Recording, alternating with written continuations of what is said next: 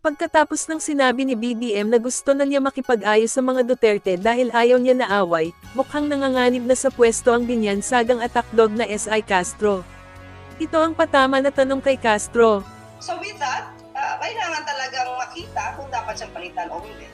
So meron bang mapapalitan anytime soon, Yusek? Kasi sabi ni Presidente, kung ongoing yung performance evaluation, ang dating sabi nun, di siya mangingimi na madipak kung kailangan. May nanganganib pa sa pwesto. Nako!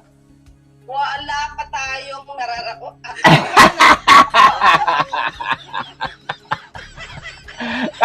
Sabihin mo, nanginginig na puwet mo, baka sisibakin ka ng Pangulo. Kasi gusto ng Pangulo, reconciliation sa mga Duterte. Naku po! Castro, tingnan niyo pa bumukha ni Castro. Guys, alam niya na siya ang iniintriga nitong pagtanong sa kanya.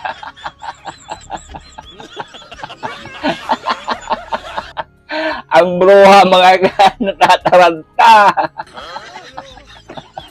Dapat ka na si Bakay, pero para sa amin, huwag kang umalis dyan. Castro, kumapit ka. Diba? Para masaya palagi yung mga reaction natin. Siyempre, itong pag-uutak ni Castro mga guys. Ako po.